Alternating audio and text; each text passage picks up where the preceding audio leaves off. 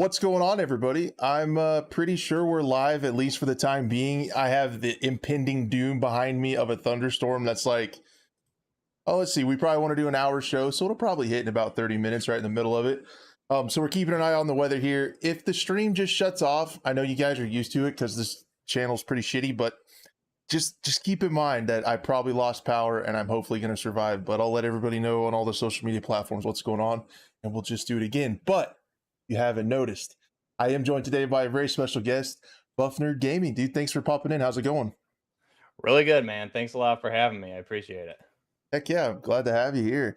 It's much better than me just sitting here by myself trying to talk for an hour straight. So I really There you appreciate go. it. And yeah, I know the community and the viewers definitely appreciate it too. So yeah, man, how long have you been in the content creation game? I honestly, kind of a funny story. Like excuse me, I got my recording software, I think back in like 2017 or 18, and kind of dabbled around a little bit, and didn't really. I think it was right when Modern Warfare was announced is when I actually started producing videos consistently on a daily basis, and then I remember when the day Modern Warfare came out, I live streamed the campaign with 120 something followers, and then after that, it just kind of stuff started blowing up with Modern Warfare release. So I'm definitely looking forward to Modern Warfare 2 to say the least. Heck yeah, I bet so. Yeah, you have, I feel like Call of Duty creators have a little bit more hope on the horizon than Battlefield. It's looking a lot better for you guys for sure. Um, so yeah, what games have you been playing? I know the last few installments of Call of Duty have been a little bit different than the Modern Warfare ones. Like, what have you been playing like recently? Honestly, I think I've been playing a lot of Insurgency Sandstorm on consoles. Is kind of like one of my main go-tos, but I still do a lot of Warzone, just for try and get some good content with some stuff. But I'd say my favorite game right now is definitely Sandstorm, just because it's a nice change of pace from the typical Warzone stuff that when you get those highs and lows. So it's good to switch it up now and then. I always go back to Battlefield 4 also. It's my probably my most played game in the past 10 years. Yeah, it's a good one. It makes me nostalgic. Miss those days Yeah. of Battlefield. But what platform are you on then? Are you mainly on console or Yeah, PC? mainly on PS5, but I do obviously I have the PC that I bought specifically for like streaming and content. So I do like Tarkov and some things like that here and there also, which always really fun to play stuff like that. So PC, I do a little squad too. So now and then when I get really bored, I jump on the PC and suffer with some of those games that I'm not Yeah, good at. they are. Yeah, I actually just played some Tarkov this afternoon, and yeah, that game is so brutal. But It is. I actually got kind of hooked on Tarkov like this wipe, where they added VoIP and they added like some of the other stuff on this latest patch has been quite a bit of fun for me in Tarkov. But yeah, I don't even own a console anymore. I'm kind of a PC master race guy now. But There you go. yeah, I sold them. I feel a little bit bad for the console community sometimes because some of those games, I'm so glad that Insurgency made it to console, because I just think, I hope more, I know it's not necessarily an indie game, but I hope some of those like double A games, or stuff like, not triple A games, make it over there Mhm. for those guys to enjoy, because I feel bad sometimes when I'm playing Tarkov. I'm like, can I get this on console? It's like, no. I Or you're know. playing Squad or I know. Insurgency for a long time. Like I would play it sometimes. Be like, what game is this? It looks really cool. And for the first couple of years, it was only on PC. But I hope more of those games get that way. So what are you well, still sticking on the topic of content creation, like what are you looking forward to with Modern Warfare 2 as far as content? Like what game modes and stuff are you thinking about covering? I think for me, the best thing with Modern Warfare 2 is obviously like the weapon conversion, the gunsmith stuff is really what my niche was that I found with Modern Warfare 2019. So I'm hoping it seems like they're gonna obviously take that to the next level. I'm hearing some good things with some of the rumors and leaks as far as the gunsmith goes with different attachments, conversions. I think that was one of the best parts of Modern Warfare 2019, in my opinion. But then you also have, the single player is going to be amazing. I'm sure the multiplayer will be really good again with we had realism for Modern Warfare 2019, which I really loved. That was really like the only mode I played for regular multiplayer. And then you got DMZ, which sounds sounds really good. So I think that'll be a great place to take everything you can do in the gunsmith and bring it into DMZ if it does turn out to be as good as we are hoping it's going to be based on what Hope, we hear. yeah, hope. So no, we'll definitely talk a little bit more about that later on for sure. I'm still pretty skeptical. I'm pretty skeptical on the DMZ. If Yeah. what it's going to be like and that's probably from a little bit of PTSD from Hazard Zone, which moment of silence is now dead. Big Is time. now dead. Oh man. So yeah. Yeah, that lasted pretty long, huh? Yeah, they put a they lot of support into that. almost made it as long as Firestorm before they killed Yeah, it. Yeah, almost. they learned so much Yeah. from Firestorm. So they learned so much from it. They did it again. It's really unfortunate. Dude, it's so bad. Big bummer. Yeah, it really is. So I mean, where do you and for live stream, what do you got going for live streaming? Do you do much of that anymore? Is it more sporadic or Not really right now. I used to have a pretty good schedule where I was doing like 3 days a week, and then you get into like summertime and stuff like that. It just gets harder to stick to that schedule. So especially no one really wants. I feel like Warzone is pretty played out at this point, so I enjoy playing it here and there and to get content. But as far as live streaming goes, I just haven't had that itch to really live stream it lately. I think yeah? one of my last live streams was probably Insurgency, or maybe it was the new Caldera map for Warzone. But yeah, typically it's over on YouTube and then a little bit of Twitch here and there. But it's just a matter of having good stuff to actually want to live stream with, which right now it's not really there. So Yeah, I'm the same way, and I kind of found that out. Like I was so ready for a Battlefield game, and I was just gonna immerse myself in 2042, and then it mhm. happened. And then I kind of found myself, and I started to settle into this place where I feel like I might not be able to main just one game all the time. I feel the need to try different games, and I Mhm. think with me especially, and I think a lot of people, the novelty of just being a multiplayer shooter and playing with people on the internet's kind of worn off. And at Right. least me anyway, I need those games with a little bit more depth sometimes. I need to sweat it out in Rainbow Six sometimes, or I want to play a super deep, complicated game like Tarkov every Yeah. once in a while. And then also, I still enjoy playing Rebirth Island with friends on stream. But That's like my saving grace, I think. Caldera is just so heartbreaking to me every time I get in, but Rebirth is really fun. But I mean, to your point, you're right. I think regular just multiplayer, like you said, it's definitely played out unless you're, especially with the Warzone launch and stuff, but just the games in general. I think unless you're a top tier player, um, regular multiplayer gameplay is a little bit hard to. It's not going to cut it unless you're really good or you offer something unique. So thankfully that's where I was lucky enough to fall into the niche that I fell into.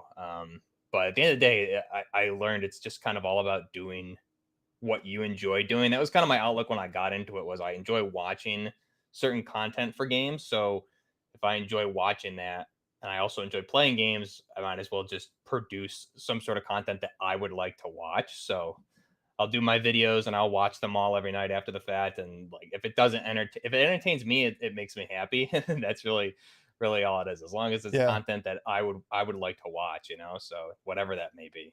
that's cool. That's like I do this a really similar thing. I made videos like so when I started, like I saw an opening for Battlefield because a lot of the creators after Battlefield 5 had moved on to Warzone, so I felt like there was Right. a spot there.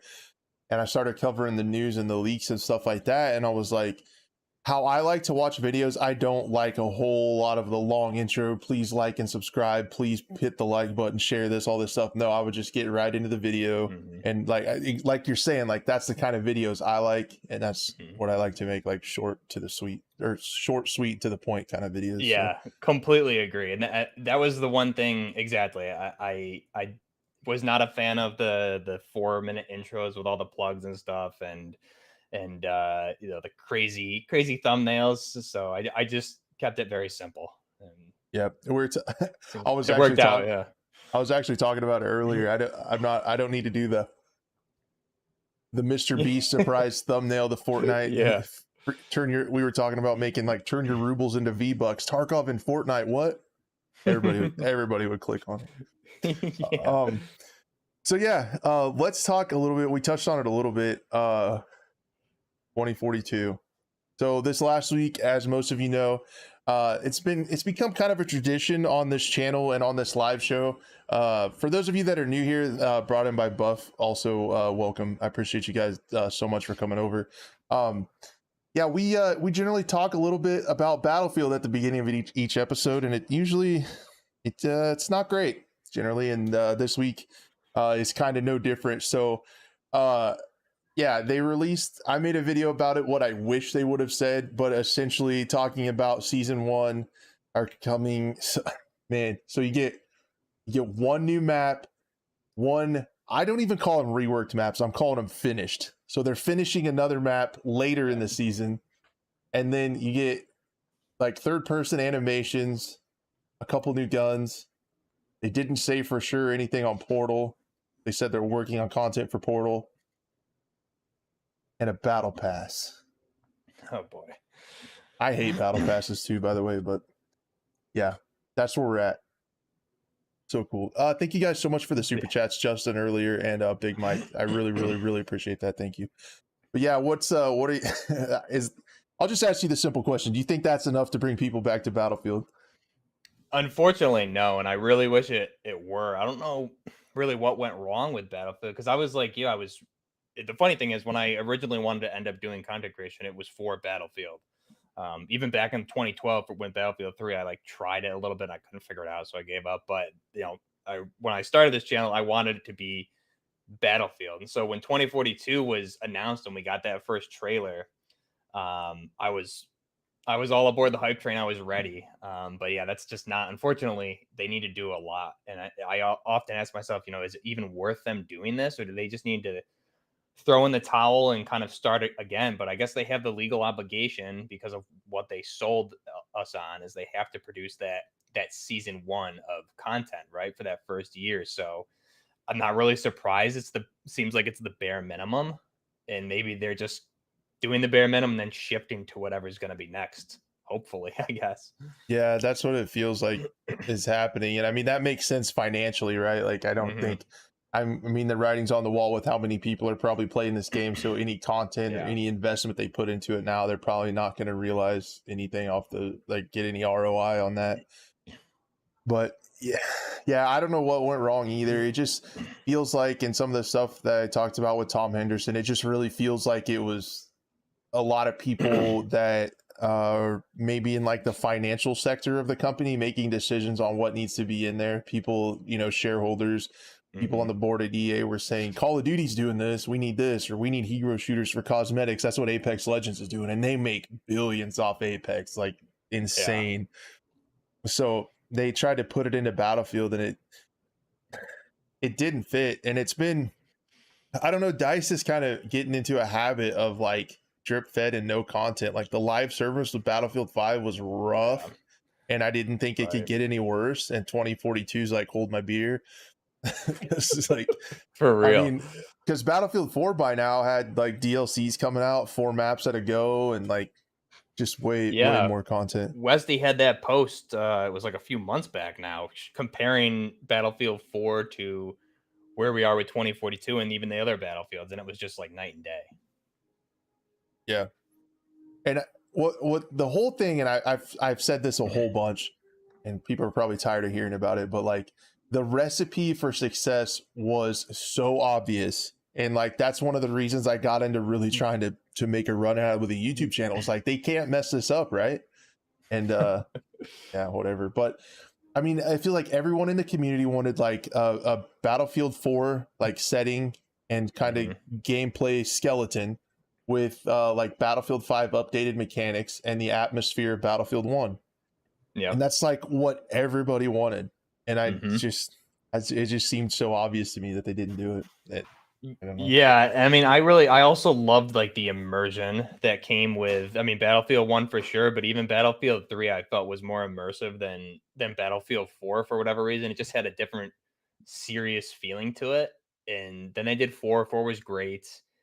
Then you had Hardline, which unfortunately, like that was just one of those. Was that the first sign things were going wrong? I'm not sure. And then you had Battlefield One, which was really good. I enjoyed that for what it was. But you're right, the lives like Battlefield 5 being what it was, and the live service that they offered there, and then they had the opportunity. It's really frustrating with Battlefield because you look at Call of Duty, and I'm always more of a Battlefield fan than Call of Duty, and Battlefield had so many opportunities to, I guess, take back or get the edge up on Call of Duty. You had what was it, Black Ops 4, and then you had Modern Warfare, which obviously that was going to win no matter what. But then you had Cold War and Vanguard, and so that's 4 years, 3 out of 4 years of releases where Battlefield could have taken the, I guess, the title, right? For the most part, when we're talking about what used to be the Battlefield versus Call of Duty, and they just seem to not. I don't know what's going on, but they have all the opportunities there to do it, and they just haven't been able to really come close, unfortunately. Yeah, for sure. That's a super good point because they had like there was also what they could have done with Hazard Zone, right? There was a lot of fatigue with Verdansk, even though now everybody wants Verdansk back.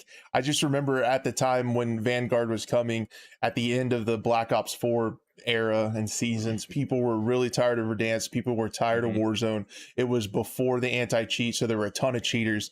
And you had this game like Hazard Zone that had the buzz of Tarkov. Tarkov's kind of, has that PC community, but it has like a really strong intrigue because it's a game. There's no other game like Tarkov. And then you had the chance for Battlefield to do something kind of similar. And yeah, dude, the market was so ready for it at the time. I remember, and being a fan of Tarkov, I was so excited for that kind of mode in a Battlefield game. And like, even like I have the Exodus playing right now, the short film that they did, it just, all the marketing just had such a different vibe than the actual game. Like, it's crazy because I saw in like the shot that's playing now with looking out in the Exodus ship, I thought maybe that would be a hideout, like with Hazard Zone, which again they just killed in this latest Battlefield briefing, said they're no longer supporting it. Like you could have had a hideout there that you could have bought stuff for in a marketplace. They could have given you an actual reason to go in and get those hard drives. They could have added, stuff you could buy with the dark market currency, cosmetics that you could have wore in multiplayer and showed off, your achievements and stuff like that. They could have had in-game events with seasons and weathers and maybe different, like the AI holding back like super good loot, like with a whole bunch of like mob modes and stuff. They just could have done so much, but there was like zero reason to go back and play after you beat, or after you extracted like twice, you never had to worry about money again. And then it's like, what are we doing here? And as a console player, I'll be honest, I watched a lot of gameplay from it and it looked cool, but I never even played that mode. The main reason is because on consoles we didn't have any voice over IP, so I couldn't even talk to anybody. So what would be the reason to play it if I can't even talk to my teammates unless it's like through the PlayStation voice chat, So it's kind of hard to like play with a community if you can't speak to anybody. That was so silly, man. I did videos and I felt like they went relatively unnoticed, but before launch, I did a video on how I was losing my mind that there wasn't VoIP in a cross-platform game, especially with an objective mode like Hazard Zone. And I was losing my mind that there wasn't a server browser. I remember watching some of those videos, yeah, from you. And those are the warning signs, guys. That's where it all started to go wrong. But yeah, Striking, thank you guys, or thank you so much for the 5. I really, really appreciate that. And guys in chat, the reason I just want to say really quick, the reason why I have chat on the screen is because I really enjoy the conversations that go on there. And then when someone watches the video back as a VOD, they can see what you guys are saying too. So I like chat. I like you guys to be part of the show. So you guys, that's why you guys are up on the screen. So chat away. That's what I wanted to say. But yeah, with season 1, they did a Battlefield briefing and the communication was great. The other thing, and I was going to get your thoughts on this, the other thing that I wish they would have done was, it seems like from what they've shown that they have the first couple of the maps finished or fixed or reworked or whatever. Why aren't they putting those out? Like, they need it's on life support, man. I feel like they need to put those out right away. I wonder how finished they really are. based on what they're showing, because we did see like befores and afters and things like that. And I wonder if they're actually in that state or if that's just them marketing things based on we've seen a lot of false they've shown a lot. I feel like they've just been very deceiving with a lot of the marketing. So is this kind of pre-concept as to what it's going to look like? Just they threw in some things here and there to show us something. And I mean, you made a good point earlier. Those are it's going towards not improved maps, but what the map should have been in the first place. So we'll have to wait and see, and when those are going to be ready. Like you said, I think we don't get the first one, the first improved one, which was Kaleidoscope, right? That's not coming till at least season 2, I think they said. Yeah. No, Kaleidoscope, the first one is going to be later in season 1, and then Oh, Renewal okay. comes later in season 2. So when Okay. that's gonna be, it's like we're getting 2 maps reworked in the first 2 seasons at some point. So that's like 6 months ish or And did they something. say anything about weapons? Because I read through it briefly, I skimmed through it, but I didn't really see anything about new weapons and what might Um, be coming. they said there's gonna be new weapons. Let me that's a good question. I can pull up a tweet from Temporal. Because Uh I know they were I did hear they were debating, I think maybe it was Temporal, was just saying that maybe they were gonna bring in some of the portal weapons to the main game, perhaps, yeah. but Yeah, it they still did say seems that. really up in the air. Yeah, Yeah, okay. they did say that in the briefing. They said that they were going to put bring at least some of the portal weapons. They were going to rebalance them and move them over. Okay, So there's okay. the tweet. There's all we know so far from unreleased Nice. weapons. The MGA Saw, Mhm, AM7, TTS Exceed is what it's called. It's like a sniper, mhm. CRB Scout, SIG, MP7, and the M45A1. Yeah, and I remember talking to Temporal before the game launched, and he was saying the MGA Saw, that Machine Gun Armory Saw K, which is a really unique variant of the Saw, and I was shocked it wasn't in the initial game because we've had a Saw in every modern battlefield, especially with the LMG category. There was it only two, right? You had the There's two. PKP Pecheneg, and then yeah, and then the Knights Armament Company. So there's only two LMGs, which that's always my main go-to. Has always been support in Battlefield. I'm always a huge LMG player, so that really that was really unfortunate for me to jump in and only have two LMGs to play with. Faulty Lamp, thank you so much for becoming a member. I really appreciate that. Um, Yeah, so yeah, there's 4 assault rifles, 4 SMGs, like 2 shotguns, 2 Yeah. snipers. Like, and that was what I was gonna do. I was gonna do it kind of like you did and talk about weapons and guns and Hmm. builds, and like even the plus system is kind of bad because like they went so like the plus system changing it in game is really cool, but like you have it to where you can change a muzzle, a grip, your sight, and your mag, and that's it. It's like You can also change like almost too much, I feel, based on you can adapt to any situation, which kind of makes I really liked what World War III did with the backpack system. I think you could carry like one or two things in your backpack. That way you decide before you go into the match what you're going to have in your backpack. That way you can't adapt to any situation you come into. It makes it a little it just seems like a little bit too easy for me, but I love the concept, and you're right as far as attachment for the weapons. It almost feels like looking at Battlefield 4 that they took a couple huge steps back with attachments, even though they have kind of the same categories. Um, there just really wasn't anything unique about it, and it's crazy because EA. I don't know if you ever played Medal of Honor Warfighter back in the day. They basically had the gunsmith system that Modern Warfare ended up copying. I feel, and that was a system that Warfighter obviously was dead in the water after Arrival. Unfortunately, it had a lot of potential, but they could have taken that gunsmith and brought it into the Battlefield games, which I was shocked they never did. I was expecting to see that adapted into Battlefield 4, and they've never done it, which is kind of crazy to me, especially seeing the success of Modern Warfare with the gunsmith. I'm surprised they didn't try and copy it. yeah, and I guess if you go along with like the rumors and stuff about what happened internally, where it was kind of initially developed as a BR and then they switched it, Hmm. then it kind of makes sense. Like the Right. plus system would have been cool in a battle royale where you're looting and Hmm. maybe finding attachments and you put them in and you can change them on the fly. But Yeah. I totally agree. World War III is killing it with so many things, including the weapon customization. That backpack is great. Like you said, Yeah. you're tied to a few. And then you have Leo, thank you so much for the 4.99 super chat. I really, really appreciate it.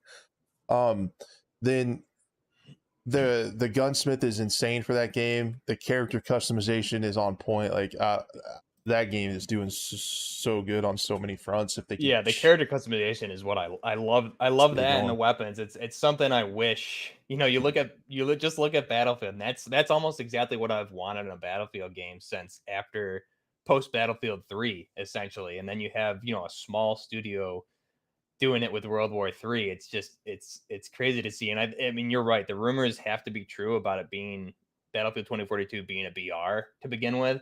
And then they try to pivot because I don't see how that game passed like the checks to even go to release unless it was a scramble at the 1 yard line. Yeah, it seems like they switched at the end. I mean, that's really the only reason because you couldn't because like why the maps are so big, right? Like you couldn't play test those and be like, oh, these are good, they're good to go. Like they Yeah, had to be like a last especially minute switch. it had to be, especially even like balances, like you said, there's so much open areas, so you're just gonna get caught in the open. But I mean, my big thing for Battlefield has always been helicopter piloting, and I it's crazy because of the Portal Battlefield 3 maps, like they play like they used to. You have cover, but then you get into 2042 and you try and fly in the flare system, and you're just you're just getting spammed with lock-ons because everyone can have one. There's no lock-ons are tied to engineers. So everyone's got a stinger, and you're just getting locked up and shot by 30 mics from every vehicle on the map. It made it a Yeah, nightmare. yeah, it totally threw balancing out the window. Yeah. I don't know what they thought would happen, but yeah, I've thought so many times, or I've just questioned in my head so many times what the playtest looked like for that game. Like, what did they test it? What did they do? Who tested it and was like, yeah, let's ship it, baby, looking good? Like, I, I don't understand. Yeah, it boggles the mind just thinking about who gave final sign off to let, because I was the idiot that paid 120 for the super deluxe edition, whatever it was, based on the marketing. Yep. And yeah, man, that was I disappointed. And it sucks as a Battlefield fan because all Battlefield 2042 needed to do was be a Battlefield game, and they would have crushed it. And they made decisions early on which put them in a different direction. They tried to pivot. Definitely just shows poor leadership from the upper management as far as decision makings go. Yep, definitely. Yeah, I'm trying to think if there's anything else that sums it up pretty darn well. Yeah, season 1 is going to be a map fix, a few guns. There's not even that many possibilities. These are all found in the data mining, so you don't even know if this is going to be there. And that's what 1, 2, 3, 4, 5, 6 guns. 2 of them are pistol, one's a sniper. Like one AR and one SMG to put the grand total up to 5 and 5. Yeah. And What? 3 LMGs. Yeah, it's crazy. I think you have more LMGs in Portal than you do in the base game, right? So For sure. Yeah. Yeah, there's more says it weapons right at Portal there. from the old ones Yeah. than in the base game, which is insane. So yeah, it's gonna be interesting on the old Crash Games channel to see what we come up with because I I'm hope they not can turn it around, but we'll man, see. I just don't enjoy playing it. And to be honest, and even with the it's sad to say, but because that's what I built my channel around. But even if it worked, like it's still the performance is abysmal on my machine. That's what I hear for PC. It's just bad stuttering and everything like that. Yeah, on a 30, so I have a 3090 and it stutters and can't hardly run. Jeez. And so I have that so I stream from the same machine. It's just that one does all, so I got a pretty beefy Okay. system to stream and play on at the same time. I can play Battlefield 5, which in my opinion also looks better, but I can play that on 1440p on this monitor, have a second monitor with my stream stuff, have it almost all the way maxed out on 1440p, streaming 1080p 60, and I'm staying over 150 frames. And it looks great, and it's awesome, and I love it. And then I do that with 2042, and it won't touch 100 frames. No, Like it, yeah. and it'll dip to 40. And I have micro stutters, and it's just so much worse. And I don't understand how you go backwards so far because Yeah, Battlefield 5 looked and ran great on my machine. it does look amazing. Even Battlefield 1, I feel, looks better than Yeah. 2042 personally. So you're right. I mean, they went backwards in so many aspects of what Battlefield is. It's And it was a real downer as a Battlefield fan. That's yeah, for and sure. I think with 2042, honestly, like the only entertainment I have left in that game is seeing what they're gonna do with it in the future as a case study Yeah. because it's so bad. Like that's most entertainment I think I'm gonna get out of the game. Yeah, probably, unfortunately. So yeah, we'll probably move on from that because it's depressing, right? Um, It is a little bit. so I wanted to talk a little bit about the current state of Call of Duty and like how it's kind of setting up for Modern Warfare 2. I know I've watched your videos for quite a while, and you kind of center lately. It's been Insurgency and Call of Duty, so that's why I kind of wanted Mhm. to focus on Call of Duty with you. And there's a lot of exciting stuff coming. I think the reveals are slated for next week too. So that's pretty cool. But as far as like the current state of COD, where are you at on that? Because I'm personally like I can stand to play Rebirth for a little bit, but that's about it. Yeah, that's basically where I'm at. I mean, personally, I run into so many cheaters every time I get on, and my big thing, especially with Warzone specifically, because that's kind of the mainstay of Call of Duty now, is just balancing has always been an issue. Even since when Infinity Ward was running Warzone, we had weapons like the Grow in season 4 or 5, whenever that was introduced of Modern Warfare. Then you had the Bruin meta. So you get this crazy meta. And I mean, currently we have, I think it's whenever I try to play Caldera, you just get destroyed by the STG 44. And I think I saw a post by Westy showing that they doubled the bullet velocity on that weapon. So you instantly get hit with it, and the bullet velocity is so quick, and they up the rate of fire, I think, by like 80 rounds per minute. So you just get deleted on Caldera. I don't like the map. I think this current state of Call of Duty is pretty bad. So you're right. I mean, Rebirth is really the only thing that you can play without raging too hard, and it's difficult to try and get content because I've been trying to get really good content for Caldera, but it's just like impossible to really do. I'm able to get decent stuff on Rebirth, but I really miss like Verdansk and having a map where you can outplay, the guys that use the broken weapons, and you can outplay cheaters in some ways. The map itself is just so open; it makes it really difficult to to combat the broken weapons, in my opinion. Yeah. I get frustrated with how they do stuff now, and I did think it was cool how they admitted. I don't know if you remember that. It's been a while ago now, where the developers had like a little internal press conference with creators and Hmm. media and said that they messed up. They didn't expect to be adding all these guns in, and that made balancing and performance a nightmare. But at the same time, I get really frustrated with how they they seemingly this is alleged, but like they balance stuff. It's too obvious. They balance stuff around selling microtransactions Hmm. and tier skips. Like they had the Godzilla weapon skin for the STG 44. Well, let's crank that thing up and make it good and let Yeah. people get killed by it a bunch, and then they'll look for a blueprint, and there's the blueprint. So yeah. 100%. Yeah. And when there's a new weapon on the battle pass, it always comes out like really strong. Oh, sorry, we'll have to nerf that, but they let it go for like a month so people buy tier skips, and like that Yeah, gets it's so about old. 4 months of a broken weapon, and then probably 3 or 4 patches before it finally gets to probably where it should be. I mean, I remember when the Cold War integration happened, they brought in those weapons right before everyone went on Christmas break. We had the what was it, the DMR and the Mac 10 were just so busted, and it was months of that before they fixed it. So I know I do remember, like you said, when Raven came out and said, we messed up and all that. I just curious what the issues are with the coding on the back end that it takes so long to fix it. Because I think just last week they did the mid-season, and the AX50, the Modern Warfare sniper rifle, got a hit scan glitch. So it was hit scan, and they patched it within 2 days. It was fixed.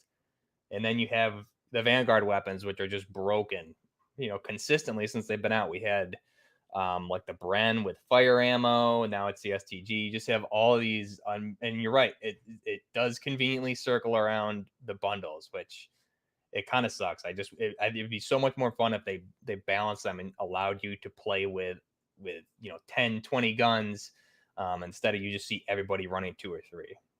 Yeah, and there's that website like Warzone Loadout .gg or whatever, where you can see like everyone's loadouts. It kind of breaks them Yeah. down, and it's all the top weapons are Vanguard weapons, and it's Hmm. frustrating for me because I don't enjoy Vanguard. I am World War II out, man. Yeah. I just Same. I can't do it. And then when you play that game, and I mean, people say it's like boomer mentality or whatever, but that's fine. I just it's so wild and crazy and out there. There's like no, it's so weird, like all the guns and the skins and stuff in World Hmm. War II. It's just like a bizarro world. So I think when Modern Warfare 2 comes out, we need to enjoy that launch window Yeah. because because that's when Yeah. it's going to be like, I feel like that's when it's going to like be tactical, like Hmm. the skins are going to make sense and look cool, and there's going to be that immersion there.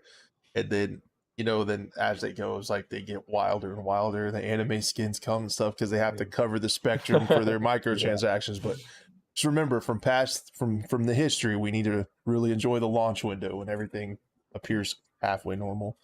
I'm really curious what the because we've heard that Cold War and Vanguard underperformed, especially the battle passes and the bundles. I'm curious what the performance looks like sales wise versus Modern Warfare. Because Modern Warfare, you had like the Mil Sim bundles that they would put in the shop and in the battle pass, and the Mil Sim stuff was awesome. I feel like those sold really really well because every time there was a Mil Sim skin and I did a video, it was huge. And then you had some milsim for Cold War. I don't really think we've had any for Vanguard, but peak. I mean, you just look at the numbers for YouTube. Peak content creation was the Modern Warfare content, and then from there, everything has kind of gone downhill. So yeah, definitely. I mean, the good thing is though, 2 years of support allegedly for Modern Warfare. So um, they had the opportunity to do it with Modern Warfare 2019, and they moved on. Infinity War moved on to Modern Warfare 2. But that's the good thing about a modern shooter is you have so much room to play around.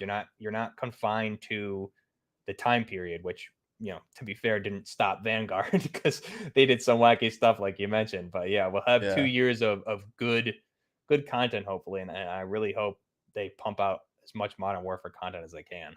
Yeah, I hope so. And it's going to come down to that too. It's going to be really interesting to see if it does end up being a 2 year supported game. There's always that COD cycle, right? Like when it releases, everyone's like super excited, got to try COD, got to play COD. This is the best COD ever. It's a top 3 COD.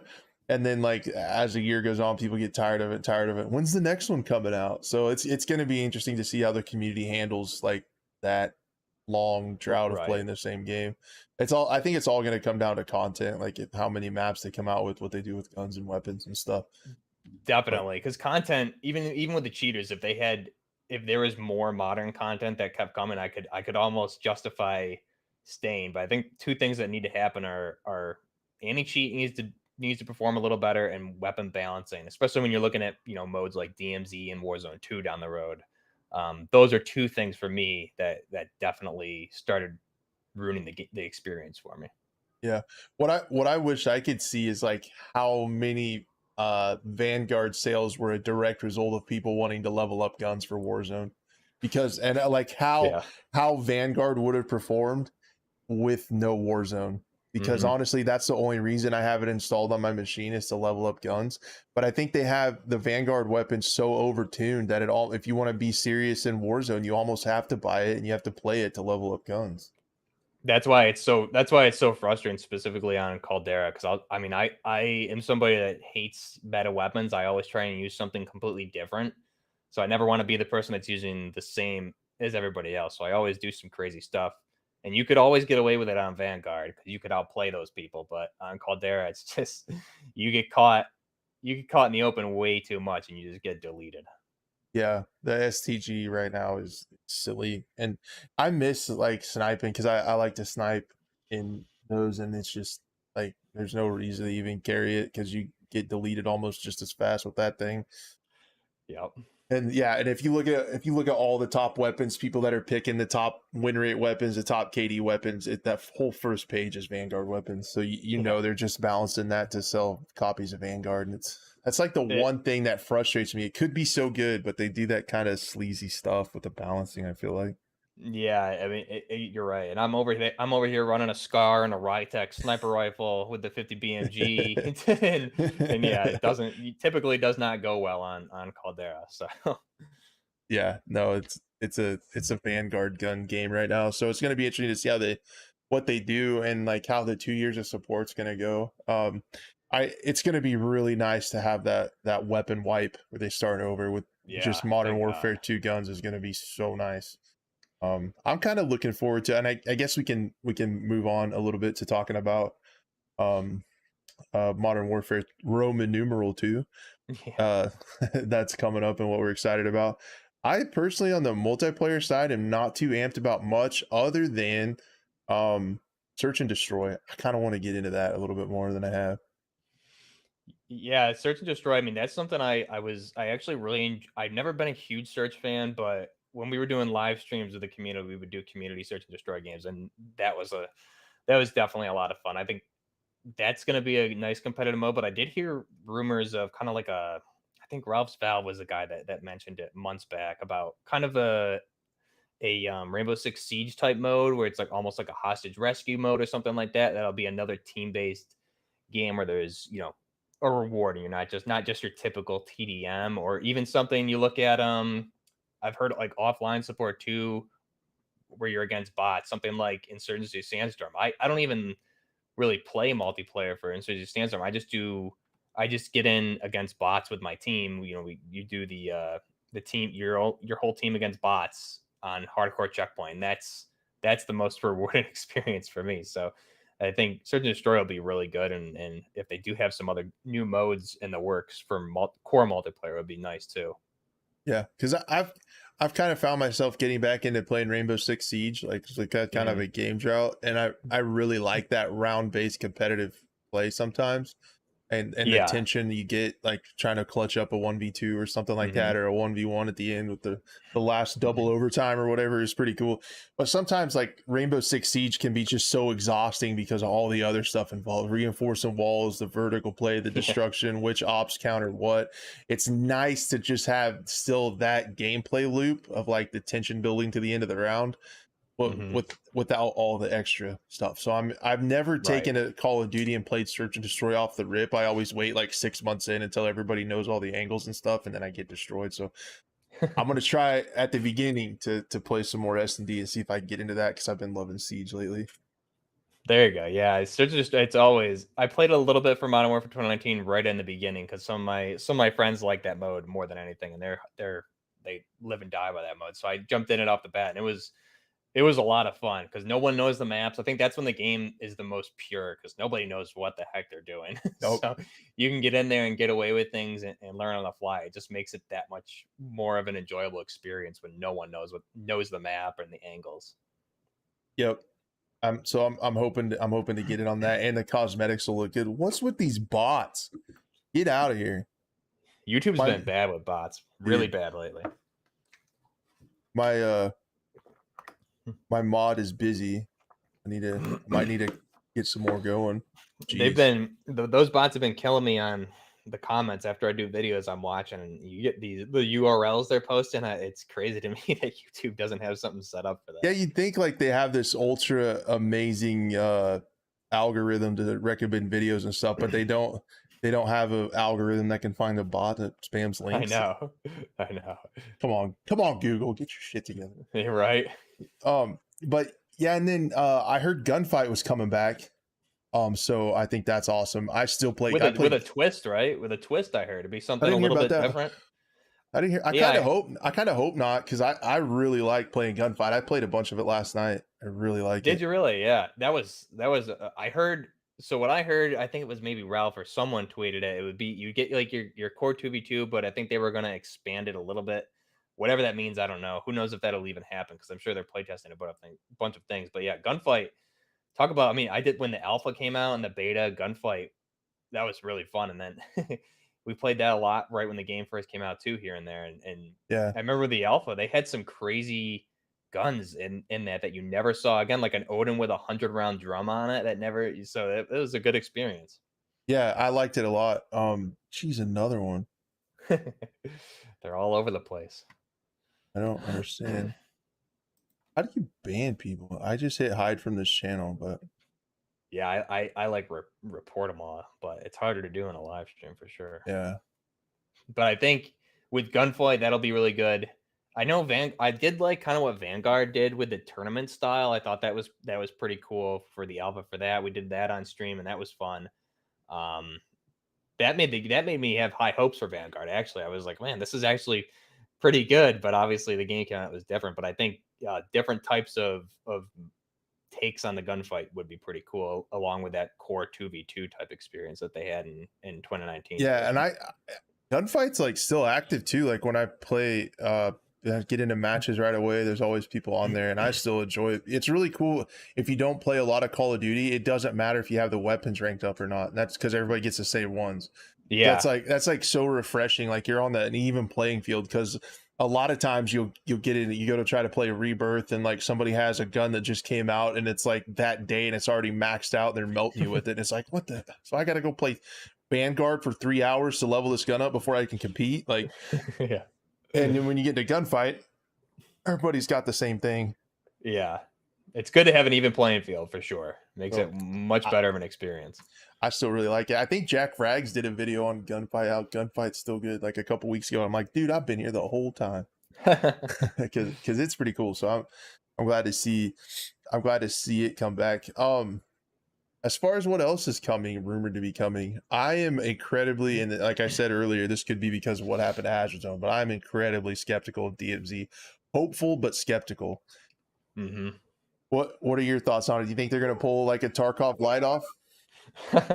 Man, so I mean, you're 100% right. That's what I've been kind of saying is you hear you hear the Tarkov, everyone comparing the Tarkov type mode is what I keep hearing. So definitely I'm taking that with a grain of salt because that's what we were hearing for Hazard Zone, and I was skeptical of it then. I mean, you look at Escape from Tarkov, that's an animal that no AAA studio I don't think would ever be able to even come close to replicating because of everything going on in that mode. But can Infinity Ward turn it into something that's more like an easier, accessible version of Tarkov? That's kind of my hopes because it's really fun, but I really only enjoy it when I have the flea market unlocked and I can build my own guns that I want to take into raids, and then I can play well. When I'm stuck with really bad guns, it makes it really hard to play. So if there's like an easier accessibility, but you still have the risk reward system, and it sounds like from what we're hearing, it'll be pretty close to Tarkov. Just an easier version of it that anybody can jump into. But my hopes, yeah, definitely keeping not getting too excited about it, but that's one of the things I'm most excited for right now for Modern Warfare 2 if they can pull it off. Yeah, it'll be really interesting because there's just a lot of nuances to the whole situation, in my opinion, because you have a whole segment of console players that see Tarkov and are unable to play it, but can watch Mm-hmm. streams and stuff and are really interested to try that gameplay. And at the same time, like you said, I don't think a AAA studio would be able to compete with what they've done. The Mm-hmm. amount of detail, the amount of content, the amount of just incredible detailed mechanics as far as guns, ammo, how it Yeah. interacts with armor, ricochet chances, like the chances for the bullet to fragment and cause more damage, like Mm-hmm. how the damage propagates all over the place. It's crazy. And I'm the same, but there still is, I feel like a AAA studio is eventually going to see the appeal of that type of game mode and try to make an extraction type game mode. But I'm with you. There's essentially a 0% chance it's going to be anything like Tarkov, other than the fact that you maybe extract. I Um, really, they'd be stupid not to take advantage of what Tarkov is because you look at. I remember it was still when Infinity Ward was handling Warzone. It was like maybe season 4 or 5 of Infinity Ward's seasons, and they were putting that content into Warzone on Verdansk still. Tarkov was destroying Warzone on Twitch views like handedly. So for Infinity Ward and Activision them not to see that would be, obviously there's a huge advantage there. And you always hear a mixed bag from Call of Duty fans. Well, go play squad if you want realism or immersion and stuff like that. But Infinity Ward's always been the more down to earth, realistic, or I like to say immersive Call of Duty. And I mean, you from a sales standpoint, if they're getting outperformed by Battle State Games on Twitch for months on end, they probably were paying attention. So we hear this mode's been in development for like several years per Tom Henderson. So you look at when did Tarkov come out? I think it was the first iteration of the beta was like 2014, I want to say. So if we're looking at development for 7 years, or at least the concepts of this, it's supposedly been around just as long as Tarkov, and now they're willing to finally execute on it. So definitely gives me high hopes that they're going to come up with something special that has a good replay value, especially for you look at like the Modern Warfare 2019 communities. You had like your hardcore Call of Duty players that were sweating it out, and then you also had all the ex Battlefield, the disgruntled Battlefield players that came over to Modern Warfare, and that was me. I wanted Battlefield, and then hey, Call of Duty's here's your Battlefield basically. So that's I worked out. I jumped over there, and they did a good job catering to that group for a while, especially with like realism modes that they had going on. But then they kind of let it slide. So obviously, Battlefield not being what we all wanted, I'm sure they're going to try and scoop up that whole player base again, especially in the state 2042's in. So DMZ, I do have good expectations for it, but I'm trying not to get too excited. But I think they're going to have to do something um, that's going to keep that fan base invested and paying money for bundles, things like that. Yeah, and I agree. And one thing that you touched on that I think is really important too is, and Infinity Ward does a good job of, you mentioned a little bit what I call that sweet spot, where you definitely get people that say, "Oh, you want tactical realism? Go play Squad, go play Tarkov, go play Arma, whatever." But I feel like, and it's my hypothesis is supported by like the successful sales numbers. I feel like there is a Hmm. sweet spot of immersion. The game Hmm. makes you feel like you're there, but you still have arcadey, Yeah, accessible mechanics that aren't that hard to learn. So anybody can pick it up and play, but you also have that immersion and realism where you can really get into the game and there's not any of this goofy, weird stuff that just makes you go like, what? And that might be boomer mentality, but I think the sales numbers would support that there is a sweet spot there of I tactical agree. realism Hmm. atmosphere, but still accessible gameplay mechanics. Because if you do go play those milsim games, you're gonna They're get, hard. yeah, you're gonna get stomped on. You have to have a lot of patience to learn it, Hmm. especially like Tarkov, Siege, Squad. Hmm. You're gonna get destroyed for a lot of hours until you start to find success, and it's not for everybody, because a Yeah, lot of, and I totally get it. I kind of started to enjoy those games, but I totally get it. A lot of people, have a 9 to 5 job, and you get an hour or two to play here and there during the week, and you don't want to get shit on for an hour. You want to get into right. something that you can have some success on, have some fun with your friends, and play. So I definitely get that. Yeah, 100%. I mean, 2020 Modern Warfare 2019, I think it's the best selling COD in history, right? Still for a reason. So the immersive of that they brought to the table with that, it was very well balanced. I mean, you summed it up perfectly, and that's you're going to get the same thing. I think taken to the next level with Modern Warfare 2, with what we're hearing. So, um, I would expect another good delivery from Infinity Ward. It's definitely something I'm really excited for, and especially with DMZ. I mean, you look at the like the meta and the balancing problem. If there's the pros and cons where you need to choose what you're bringing in, because I mean I've heard the rumors from some of the leakers saying it's going to be similar to Tarkov, especially in the aspect where if you bring something in, you could lose it. So it deters people from using meta weapons every single round. You just can't go in like in Warzone. You can go in with the very best loadout, and there's nothing preventing you from doing that. You die, no big deal. But in DMZ, if they do it right, you're going to have to choose. What do I want to give up in order to bring in this weapon, and am I willing to risk it? And what are the repercussions if I lose it and I have to go back to the starting board? And am I ever going to be able to build back to this? How long is it going to take?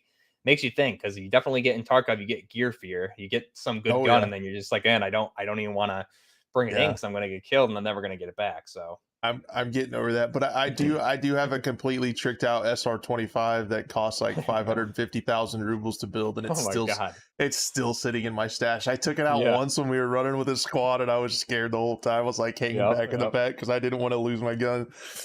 So yeah, that's a really cool concept, that risk versus reward, and then you can also decide to take in some crappy guns, and you don't really care if you die, but your likelihood of dying is quite a bit higher because you have crappy guns. So yeah, that's I Right. hope I hope they can harness that gameplay loop and feel in something that's a little bit more accessible. I Yeah. mean, especially like with Tarkov, the different types of ammos. I mean, that's a huge thing too. That if you're gonna look and see how that's gonna translate into Modern Warfare 2 and maybe DMZ, just look at Vanguard's gunsmith. They did the different type of bullet or round, whatever it was, and you had different types of rounds you could choose.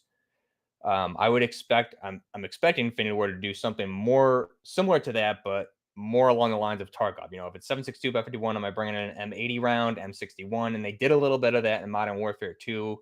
Um, with some of the bullets, you had like, some of the conversions for, I think it was like the M4, you had 458 SOCOM, things like that. But for the same caliber, will you have different rounds? Like, will it be a hollow point? Will it be an armor piercing round? And how is that going to affect the gameplay? So I could bring in like a medium tier weapon and invest, money in higher round ammo or more expensive ammo that's armor piercing, and maybe have a fighting chance against the top tier stuff. Like, you can get away with some of that in Tarkov, right? You can still one tap people with an Ash 12 no matter what they're running, especially with headgear and stuff. So Yeah. that's I think something that I'm hoping that they do with this to make it you can really get away with anything, but also have the risk reward factor there. Yeah, that would be really cool. And then are you a campaign player? Are you excited for the campaign? Because I'll be Yeah, honest, I'm yeah. not a campaign player. But the only campaign I've ever gone through is Modern Warfare 2019. Like that's literally the only COD campaign I've ever made it through. Oh, Um, really? yeah, but I was so cool. Like the stuff they did, like clearing the townhouse at night and stuff, and like the having to do the laser sights, and when your NVGs are on, you can't ADS, and you just have to point shoot stuff. And like, yeah, I just thought that campaign was awesome. But I don't have a lot to go off of. I hardly ever Yeah. get through them. But I mean, things like that are what gives me high hopes for the multiplayer aspect of Modern Warfare 2. But yeah, the single player, um, I'm really excited for that. That's probably the very first thing as soon as the game comes out at midnight is what I'm going to be doing and streaming, just because what we're hearing. I don't know if you or your viewers have ever seen the Sicario movies and then Clearing Present Danger and things like that, but that's kind of what I'm hearing from Ralph and others, is that they're taking a lot of cues. It's rumored in Colombia against the Colombian cartel. It's drug war. Will it be Colombia? Will it be Mexico? Because they had that new character that they announced just last week with that official reveal. You had a Mexican special yeah, forces them character who's part of Task Force 141. So who knows where we're and gonna be? also in the character reveals, one of the operators had they had the maps on them, and you could make out Mhm. the Baja Peninsula and like That's Mexico what on I his fist thought. too. Yeah, Yeah, exactly. So I mean, if you watch those Tarkov movies and then even Clear and Present Danger, I mean, that would make sense to me. And we heard those rumors, I think, last summer originally from Ralph's Valve, and that got me super pumped. And you just look at with the possible, because Call of Duty historically in the campaigns always takes things from cinema all the yeah. time. And even 2019's campaign, you had different aspects, especially 13 hours. You had like the embassy siege mission.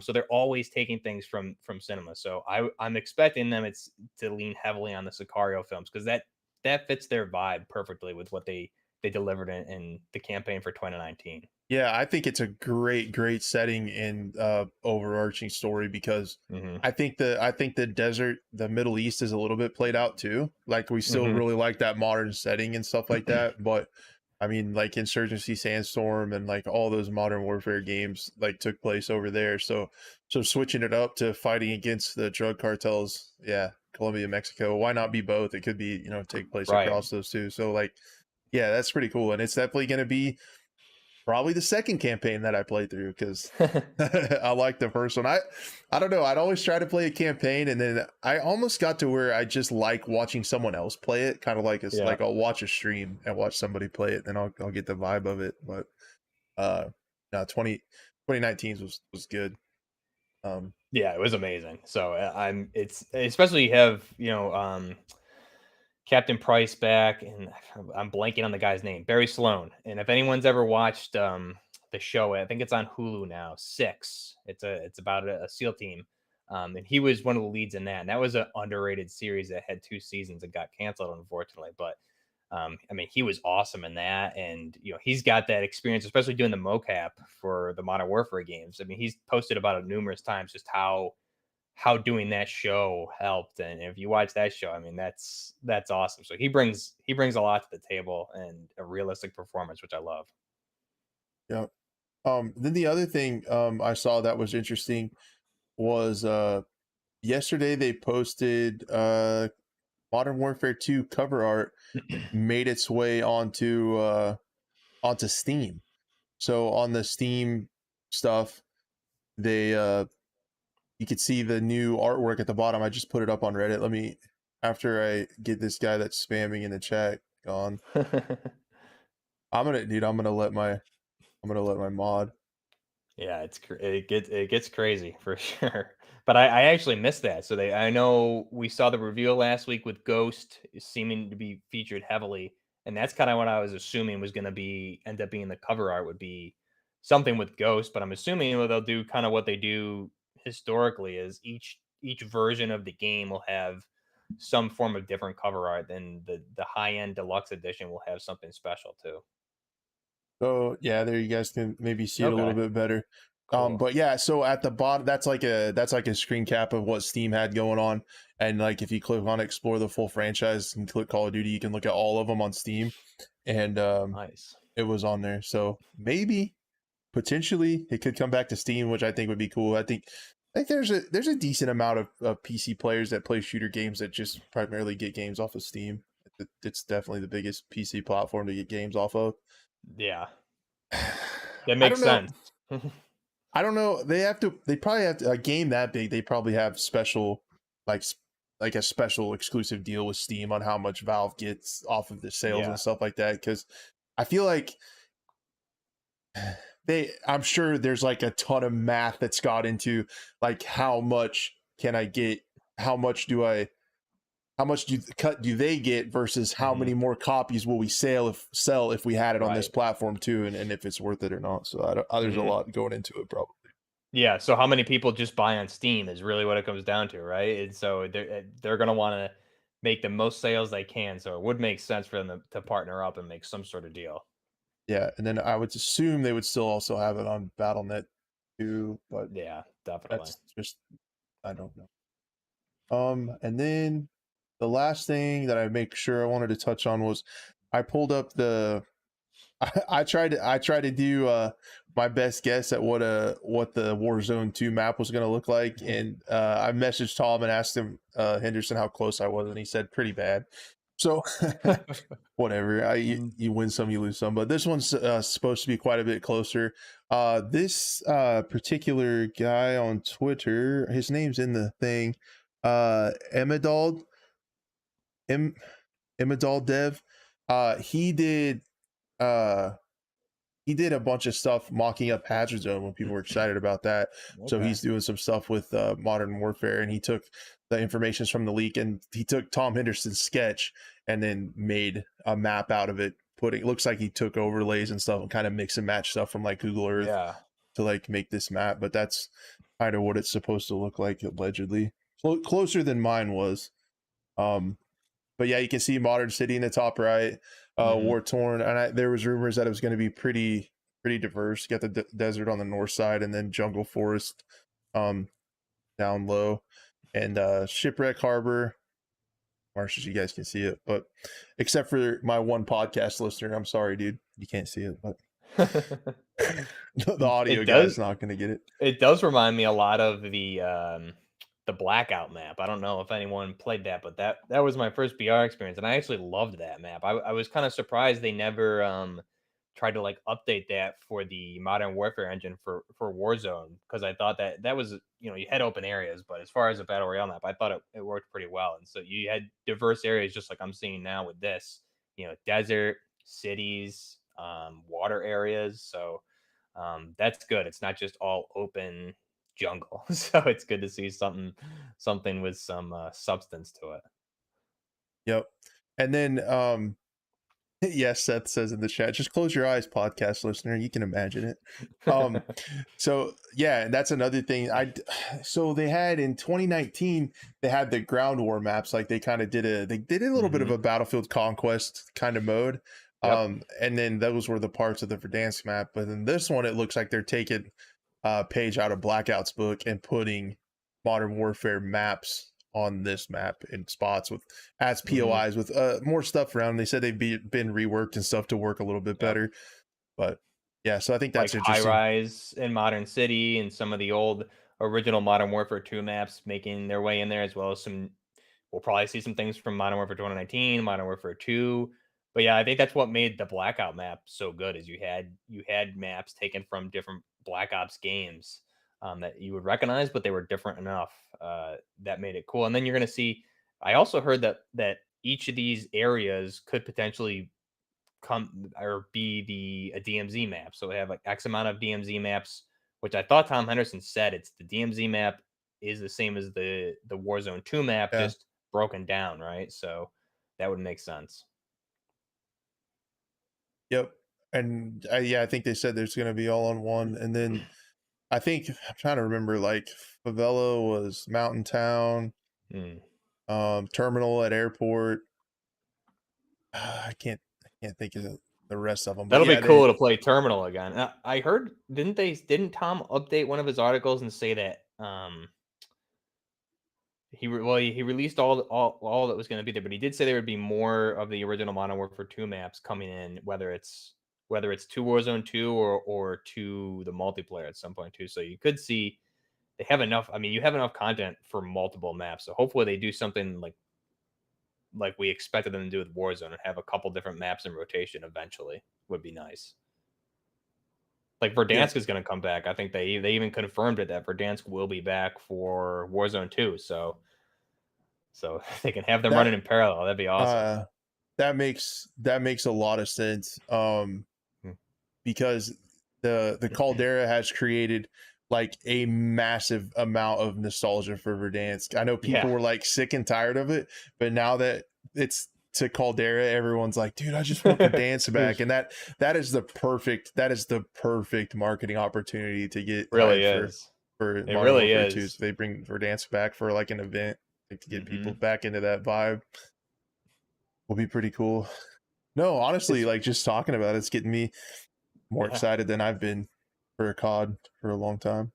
I think there's going to be something in it for everybody, which is good. I mean, that's kind of why I fell into Modern Warfare 2019 as like someone that was more a Battlefield player. It was like, okay, Call of Duty's doing Battlefield better than Battlefield, so so here I am. And the cool thing with Modern Warfare 2, we get the multiplayer, the single player, DMZ. Hopefully, it lives up to what we're expecting it to be, and then Warzone 2. So there's going to be a lot there, especially if you have 2 years of content support. I hope they kind of go like a Battlefield 4 route. If you look at all the weapons in Battlefield 4, there's so many weapons in there, and a lot of them, some of them are very similarly balanced, but like maybe your recoil patterns left versus right, so it adds more variety. It's like, okay, it's the same gun, pretty much the same stats, but it's just preference and how I can control things better, and it offers more variety over just a handful of weapons. And I'm sure they're going to do something to balance that out for specifically Warzone 2, whether it's a point system or something, so you can't just easily get the best meta weapon without taking a hit, whether it's to perks or movement or something. So I think there should be, hopefully, from what I've kind of heard, some thought process going into it, which will be good. Yeah. Yeah. The folks are talking about, I hope they balance that stuff too. That point system makes a lot of sense. But Yeah. I can't help notice they're talking in chat about destruction, like how they wish this had destruction. And that's one of the things I thought was Yeah. so cool about Firestorm. Battlefield 5 had a lot of destruction, but having destruction in a battle royale was so cool because it's like they're camping in that house. All right, well, let's just take down the house, and they can't Right. camp in there anymore. That was so cool.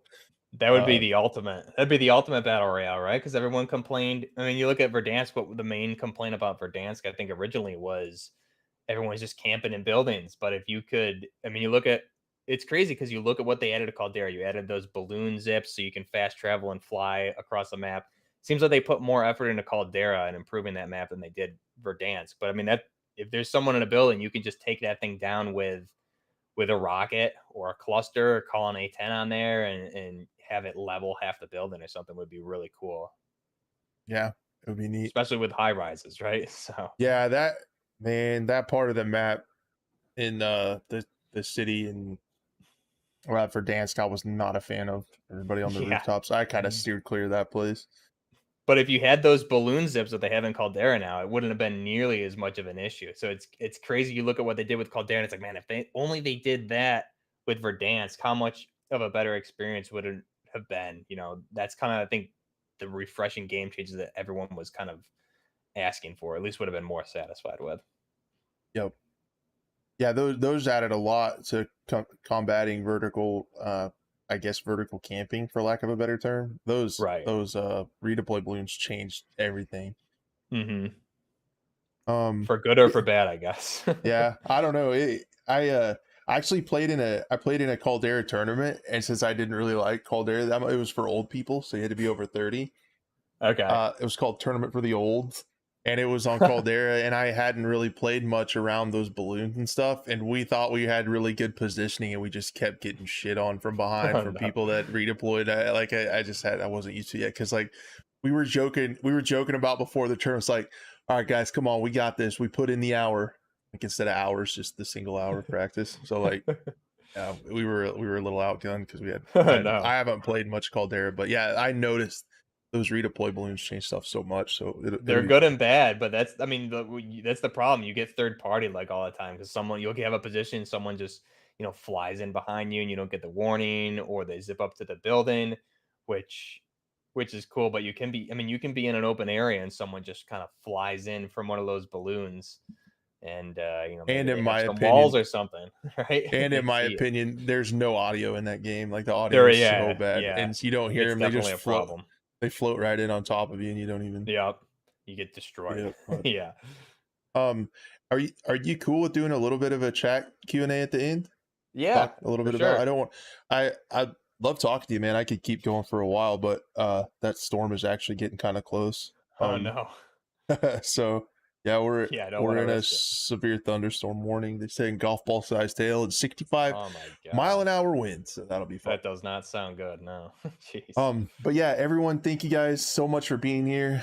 Usually I have a mod or two. They were busy tonight. Sorry about all the spam. I've never had this much spam either. So, but tried to get it out of there. Appreciate everyone so much for being here. We could probably stick around for another. I want to be respectful of your time and not forever, but like 10 or so minutes, 10, 15 Yeah, minutes. And whatever you need to do, I'm if fine. if anybody has any questions or topics or stuff that they want to talk about in chat, we can see what's up. Get I those did see doggies one in the safe earlier house. from I think one earlier from Justin what my favorite Vanguard weapon was. Oh yeah, Definitely yeah, yeah, yeah. a jokingly comment because he's one of my community members that I play with here and there, and he if you play with me and I get killed in Caldera, you know how much I hate the Vanguard weapons. But They're I did silly. definitely play with the MG3 a little bit when it first came out, and I enjoyed that for what it was, or the MG42, pretending it was an MG3, and that was the extent of my Vanguard weapons. So Yeah, I should go look. That's a good point. Let me look at the super chats. Thank you, Justin, for that question in the super chat. Big Mike, I really, really appreciate it for the kind words. Strike and Storm, Faulty Lamp, thank you for becoming a member. And Leo, thank you for the super chat. Really appreciate you guys. Faulty Lamp asked, has Buff heard of Operation Harsh Doorstop? Have you heard of that? I have, yeah, and that's something I actually there's a couple of those smaller games out there like Harsh Doorstop and some others that I've been meaning to try out. I just haven't had the time to do it, but I actually watch a lot of gameplay for Harsh Doorstop and some other ones that are around the same level of I guess size for development studios, and it's crazy because some of them are really impressive compared to some of the AAA titles we have. What's the stuff with the Morbius? What I don't even get like what's going on with that. It's Morbin time. I don't, I I don't get it either. I see it on Twitter all the time. it's I like a actually big like deal that now. movie, so Oh, I thought everyone thought the movie was pretty terrible, and then they were doing like they were like streaming it on Twitch or something, and then like everybody's just like making fun of it, and they're probably gonna make a sequel now because they think people like it. Is what I heard. Oh no. Leo, thank you for the super chat, man. It says, Buff, what's your personal favorite gun in Warzone? What is your overall favorite? Man, that's a tough question. I mean, I if you look at my channel, I think the two weapons I've covered the most in videos are probably the M13 build that I have for my LVAW, or the low visibility assault weapon, which is by 6 hour, and then this Scar, the Mark 17, are my two favorite. I think those are always kind of like my go-to when I'm that and the Saw once in a while, but definitely the Scar and the M13 are my two most used weapons, I would say by far. As far as which one I like better, I think they're both probably equal. They're always Do you fun to use. do you like them based on like their game stats, or do you like them because you're kind of partial to those guns in real life? Like you think they're cool weapons? Yeah, I mean, I use any weapon I use in Warzone or Call of Duty is just partial to it in real life. Like the M13 being the 6-hour MCX Virtus. Like I love that weapon. I love the Scar, the Mark 17. So like my thing when I approach Warzone and COD games play is just like I want to take that weapon, make it as close to the real world models that I like and play with that and make it viable. So that's why you'll see me use some crazy weapons that no one ever uses. I think like the last video I did was some short barrel M91 build of the MG5, which I guarantee no one's probably ever used in the game, but I Yeah, I made it did. work, so it's fun. I did notice that if you guys are interested in that content, definitely check out Buff's channel because he has a lot of really cool stuff. Like if you're getting bored with all the meta stuff, definitely check out some of his videos because he gives you some fun challenges and weapons to try that look really cool, and they have a little bit of like well, I don't know, realism behind them, I guess I would say. Yep. So Yeah, and they just look trying to cool. find like yeah, they look realistic and trying to find like the more underrated weapons, right? Like I think the M13 is still a powerhouse. It's probably one of the better modern warfare ARs in the game. Just doesn't do as much damage as you would probably like, but it's still very accurate. And whenever I'm having trouble competing with, the Cold War meta at the time and then the Vanguard meta, I would always go back to a couple M13 builds and be able to compete. So Bulletkin has a good question. Besides COD, what are there any other FPS games on the horizon that pique your interest? Gundam, BattleBit, or a couple I personally am into. honestly, I can't really. I mean, Gundam looks cool. As far as like games in general, I would say, I think a new Star Wars game just got announced. I think that'll be pretty cool. It's a sequel to Jedi Fallen Order, I believe. But as far as FPS, I'm always been more of an FPS fan when it comes to anything. Um, so nothing really outside of Modern Warfare 2 that I've heard announced that's really gotten me too excited right now. But if World War 3 makes its way over to console, that'll be great. I play that a little bit on PC. That game, I think, it has a lot of stay power if they can eventually make the jump to console. But there's definitely some small titles out there that I think are coming up, which we'll see in the next year or two, probably. Yeah. I'm hoping World War III can pull it together because they have a really Yeah. good foundation. We've been hoping for that since 2018, or at least I have. Um, the other thing I'm excited about is I'm keeping my eye on Embark Studios. Oh Um, yeah. Yep. from the former Dice developers, they have the third person, but they're also working on a first person game as well. Keeping my eye out for that. Marauders looks kind of interesting. Um, there was one other one that I'm definitely keeping my eye out, but my old man brain, the train just derailed completely with that thought. I had it in my head, but I forgot about it. But yeah, When on top of what you said, Embark Studios is the other stuff that I'm. and whatever the next Rainbow Six Siege game it will be, right? Because we Breakpoint, I think it just they announced like it was at the end of its support, just about. So well, I'm curious what they'll do with that next. There was that battle royale esque game that they had coming up. I forgot what it was called there. But they announced that they had a beta for it, and then you kind of never heard anything about it. Yeah, That'll be something. there's still a Ghost Recon battle royale that they're working on, and then Yeah. Ubisoft is also working on X Defiant, Hmm. which is like it's essentially a Call of Duty kind of game, an arena shooter. So those are the other ones. Yeah, I didn't love what I was seeing from X Defiant, but the Ghost Recon Yeah. Battle Royale definitely piqued my interest a little bit. To see what I mean, just having a first person type mode like that with those kind of weapons looked cool to me. See how they can execute it right though, but that'd be fun to play. Uh, Evan asked, "Have you a lot of questions tonight? That's awesome, guys. Thank you." Uh, Buff, have you ever heard about Armor Reforger? I think it's on console and PC. Yeah, they just I think they just released that for early trial or whatever it was, like the 17th of this month. So it's unfortunately not on PlayStation yet. They did it for Xbox and PC. I watched a little gameplay. I was debating probably maybe giving it a try over on PC, but when it does come out to PlayStation, I'll definitely be giving that a try. It's good to see. I mean, that goes to it again. You're seeing we had Sandstorm make the jump to console, and Armra's kind of getting in there now with Reforger. and I'm sure you'll see it with Arma 4 when that comes out down the road. We're seeing a lot of those PC exclusive titles jump into console territory, which is cool. Yeah, I like that a lot. I'm excited to see that because I want everybody to be able to play some of these games. Mm-hmm. Definitely a huge market for it on consoles. Yeah, I was looking for that. What they were calling that? It's not Heartland, is it? No, Was that's it a Ghost Recon one? Is it yeah, the Frontline? I battle thought, right? I think it was front Frontline. line. Yeah, yeah, yeah, Yeah, that's it.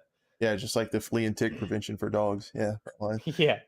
line. I That's haven't what heard I was anything looking for about that. that game in a few months, though. I I think remember I it's watched a little bit of beta gameplay, and that was the last I saw of it. yeah. I think they still have to be working on it. I would think Yeah, definitely. they've shown gameplay of it and stuff.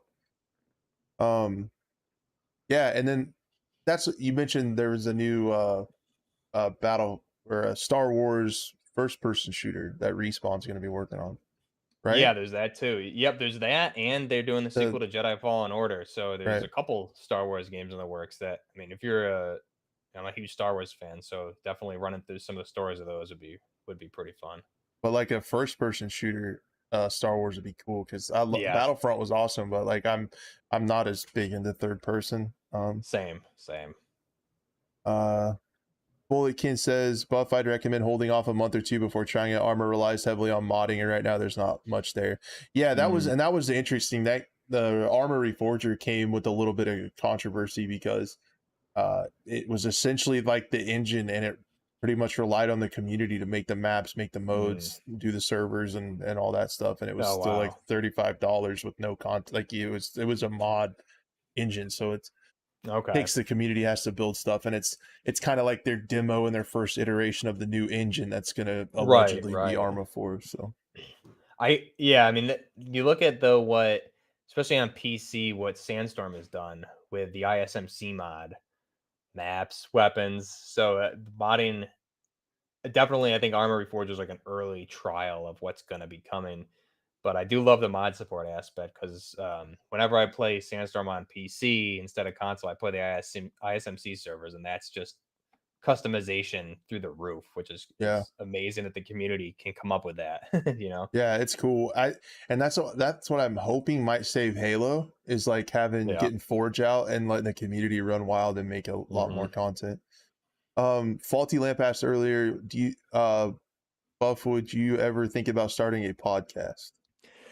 I've actually been thinking about it for like over a year at this point. It's just a matter of trying to find the time. Like I'm definitely a big movie buff too, so I was gonna my fiance and I were gonna do like movie reviews and things, but man, it's hard. I'm sure you can relate, Crash. It's hard to find like the time to. We actually shot our first episode and we just never released it because we were just so Yeah, busy. I mean, it's yeah. tough. And with this one, I've had like this is kind of my outlet since like Battlefield has been so bad. I love hmm making videos and doing content. So I'm like, if I set up a weekly show, it's like I have at least something to make a video about every week. And Yeah.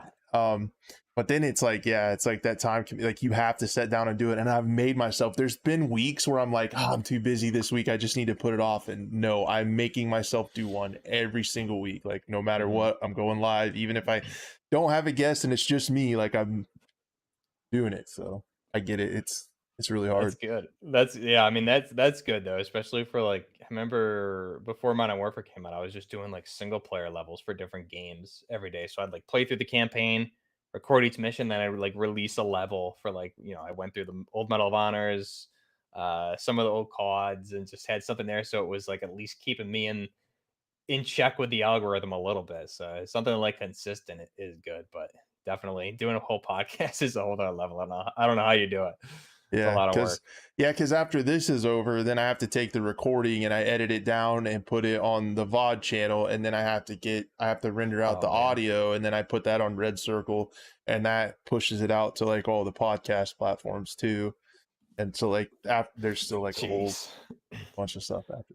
A lot of That's time. a yeah, I mean that's something I noticed about your channel in the beginning was like your production values just through the roof. It's awesome. And then there's me like what if you saw how I recorded some of my I just like set up my Elgato, I have my mic set up and I have the gameplay in the background and I like run through it live one take. There's no separation of audio or anything. There's no script.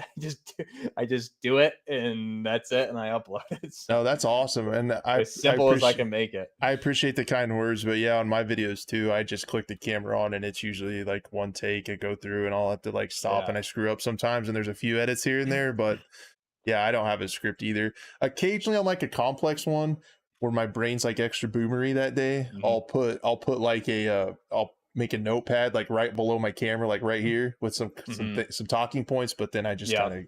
I kind of go through it, and then I try to add like cutaways and stuff over the top of it while I'm talking, but Yeah. Makes it essentially I more try to go genuine. once. That's Yeah, what I I think like. so. And that's something else I did to like try to be a little bit different with the face Mhm. cam. I to try to get people to like be a little more relatable, I guess, with the, I don't know, because I'm not a very attractive man, but I just turned it on anyway just to do something different, but whatever. That's what it's about, yeah, I mean, it's just being more relatable, and that's something I never wanna do is, like, scripted videos, right? And just be kinda like one of those guys that just reads, and you can tell you're reading, it's just, like, one-on-one conversation with the viewers is cool. I think you Yeah, do a that's good what I job of that. thank you. And you as well. But that and those I can tell that in the content, right? Like it's just a lot more natural Yeah, and 100%. conversational. I like that. Mhm. Bullet Cast was my recent 2042 video scripted. No, that one I just had 3 points on the screen where I was like, I just want to talk about specialists, I want to talk about maps, I want to talk about gameplay, and I want to talk about animation. So I just had those bullet points right here, and then I just talked about them. Just to Um, keep you on track, right? yeah, just to hit the main points. And yeah, like I Yeah. said, I don't like to, and yours are the same way. I don't like to do a whole long intro of like this, please like the video, this is going on. Like Yeah. sometimes I'll have like a quick announcement, but I like to get right into it. Mhm. Definitely. It that way. Yellow Dog asks, Buff, do you think 2042 is capable to make a comeback? Oh, man. Unfortunately, no. I really wish it was, but I think at this point, they just dropped the ball so bad. They would have to make a huge turnaround and then, financially, is it worth that investment? And I think the answer is no. I think they're just better off doing the bare minimum and then releasing, the next Battlefield title is going to be make or break. They need to basically reboot like Modern Warfare did with 2019, call it Battlefield and make a Battlefield game. That's where they need to be spending their time. I'd rather they do that than spend time fixing 2042 because I just think it's so out there for a Battlefield title. It's going to take too many resources to bring it back. Agreed. And then like at the same time, I've heard we've heard that with the last several titles. It's like make or Yeah. break. Like, is it still Yeah. or has it been Yeah. broken? So yeah, I totally agree. Evan asked for Buff, how cause doing and will he ever return for Modern Warfare 2?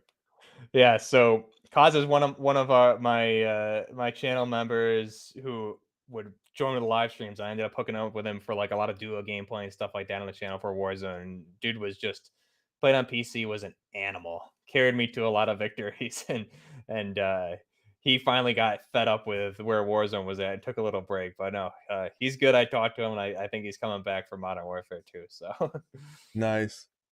Odin asks, Buff, would you ever branch out into other games for the channel, games like Dying Light or maybe some RPG game? I mean, I've actually thought about doing some single player stuff, playthroughs that are outside of even first person shooters. It's just a matter of like maybe I do a second channel or maybe I do it on this and just see. But then it's like sitting down and playing it. So yeah, I mean, I would probably do it at some point. Um, but just depends on what's out there and really what piques my interest. I've kind of thought about going back and doing playthroughs of like some of the Star Wars games that came out the past couple of years and just like doing it all in one or two shoots and just throwing those videos up to have something a little bit different. So I mean, eventually, if there's a good game like whether it's Dying Light or something else, I'll probably do something like Yeah. That I mean, yeah, YouTube is so unforgiving when you try to switch content. that. Oh, another bot. Yeah, Mm. let's answer that question. They're back. They're back. Jeez, It man. really is. YouTube is.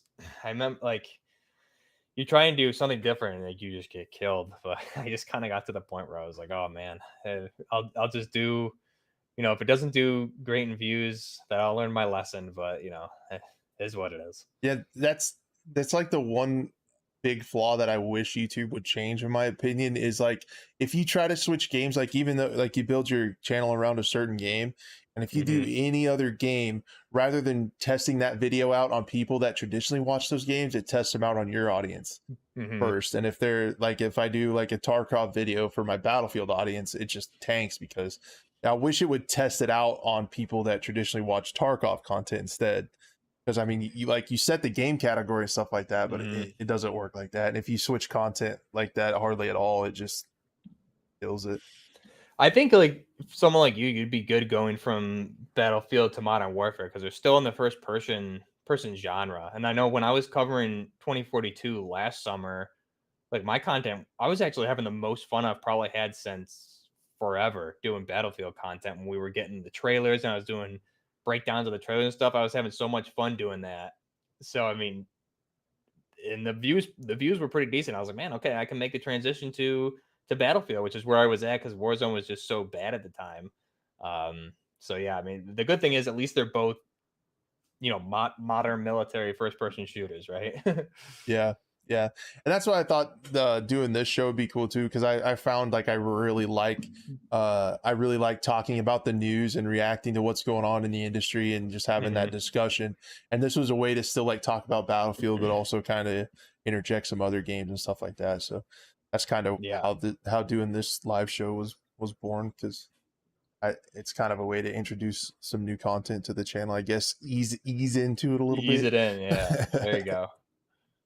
But yeah, man, I just got another beep about a thunderstorm warning, so I should probably cut it off, Yeah, guys. definitely.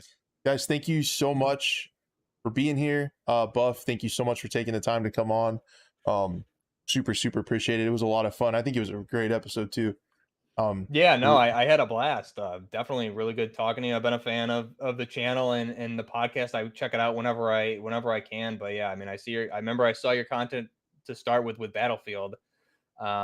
So you showed up in my algorithm at least. So definitely keep it yeah, up yours too. and your production value is through the roof. So you're doing a really good job over here. And that's the thing. I mean, like I said, when I started my YouTube channel, I remember like I was putting out videos and I was just like talking to my girlfriend. I was like, yeah, I got like 30 views on that video. And then there was like another one. I was like, I got 700 views. And then it's like I got 1,000 views. It's like I had 124 subs the day Modern Warfare released.